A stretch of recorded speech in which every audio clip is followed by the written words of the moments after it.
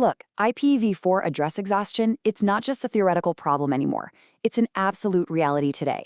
With major cloud providers and edge networks shifting heavily over to IPv6, we've reached a tipping point.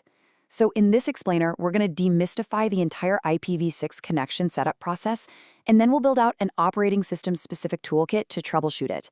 Because if you are a network engineer, a sysadmin, or working in DevOps right now, knowing exactly how IPv6 connects, and more importantly, what to do when it completely breaks, well, it's just no longer optional. Let's dive in. Here is our roadmap for this explainer. First, the IPv6 setup process. Second, Linux IPv6 commands. Third, Mac OS troubleshooting tools. Fourth, Windows PowerShell and NetShay. And fifth, universal debugging strategies. All right, let's kick things off with Section 1, the IPv6 setup process. To start troubleshooting, we first have to understand how these devices magically configure themselves on a network. Now, IPv6 gives us two primary ways to assign addresses, and they operate very differently. On one side, we've got SLAAC. This is a stateless DIY method where the device generates its own address, no server required. On the flip side, there's DHCPv6. This is stateful and server managed. It's going to feel a lot more familiar if you're used to traditional IPv4 DHCP, mainly because it lets admins centrally track exactly which addresses are handed out to which hosts. But let's focus on SLAAC for a second, because this is where the real IPv6 magic happens. SLAAC, or Stateless Address Auto-Configuration, lets a host spin up its own address without ever speaking to a DHCP server. It relies entirely on broadcast messages from your local network routers. This approach is what makes IPv6 incredibly scalable and honestly, really resilient. When a device uses SLAAC to get online, it goes through this elegant four-step conversation. Step 1. The interface comes up and instantly generates a link local address, which always starts with FE80. Step 2, it sends out a router solicitation, basically shouting, "Hey, are there any routers out there?" Step 3, the router replies with a router advertisement that contains the network prefix. And finally, Step 4, the host takes that prefix, combines it with its own interface ID, and runs duplicate address detection, just to be absolutely sure nobody else in the network is using that exact same IP. When you map out the exact timeline of those messages, you see a really clear progression. The host moves from just having a local address to actively soliciting the router, grabbing the advertisement, and then ultimately locking in a fully globally routable address once it confirms there are no duplicates.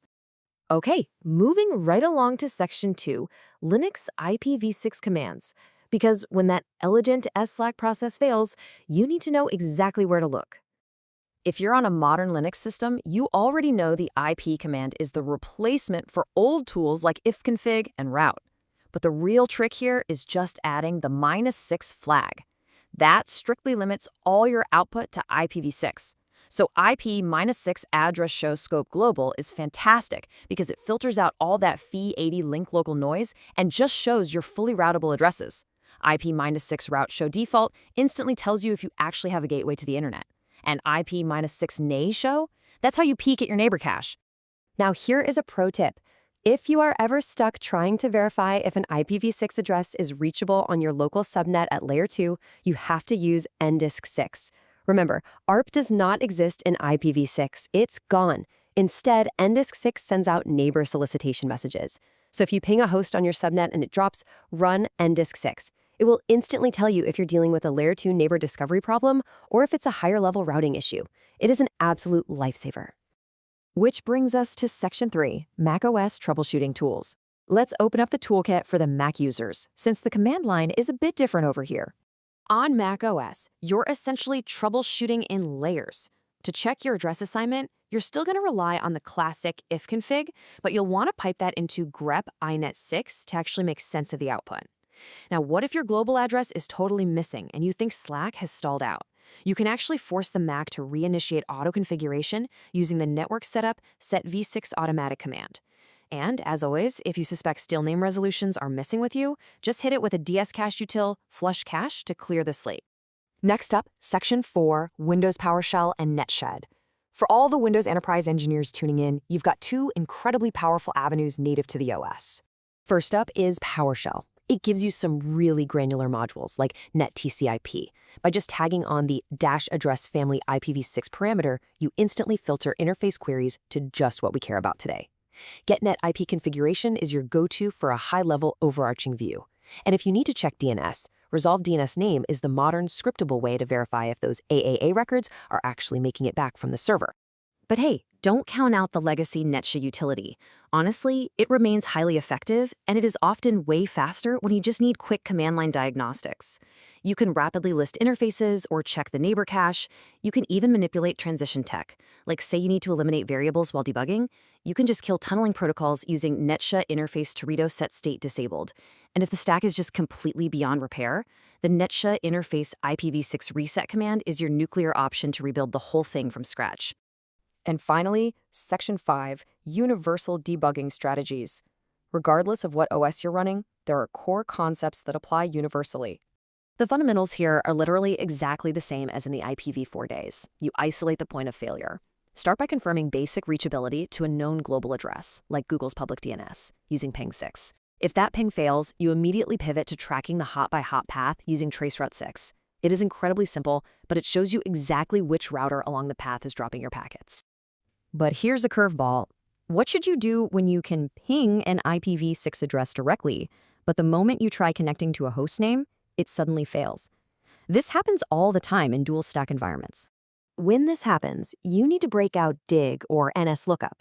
You are trying to verify two very specific things. First, does the AAA record actually exist for that domain? You can explicitly ask DIG to pull just that record. Second, is your configured DNS server actually answering over the IPv6 transport? If the record exists out in the world but your system can't see it, well, it's time to check your local DNS configs. On Linux, that means checking your etc/resolve.conf file to make sure an IPv6 name server is correctly listed in there. And this actually brings us to an absolute golden rule from our source material. Always check both stacks. Listen, when you're in a dual stack environment, network issues can be highly protocol specific. You might have a perfectly flawless IPv4 connection, while IPv6 is just dropping packets left and right because a misconfigured firewall rule is blocking ICMPv6. Testing both side by side is what gives you that critical context to know if the issue is completely localized to your IPv6 config. Now, let's bring this whole explainer full circle. Think back to our SLAAC timeline from earlier. How do we handle a breakdown in that very final step of auto-configuration? Like, what actually happens if duplicate address detection finds a duplicate? Well, if you look at your interface configuration and see an address permanently flagged as tentative, that's your first clue. If you then check system logs like DMAS and see a duplicate on the network, it means the auto-configuration process has completely halted. The OS is basically refusing to bring the interface up to save you from an IP conflict. At that point, the automation is done. You have to step in and manually assign a distinct IPv6 address to bypass the collision. So as dual stack networks, and eventually IPv6 only environments, become the new global standard, taking the time to truly master these setup processes and diagnostic commands isn't just a nice to have, it's a fundamental requirement. Yes, the tools are slightly different, and obviously the addresses are way longer, but the underlying logic is exactly the same. With IPv4 address exhaustion now a reality, the real question is, are you fully equipped to troubleshoot the inevitable shift to an IPv6 only infrastructure? Keep practicing these commands, and I'll catch you in the next explainer.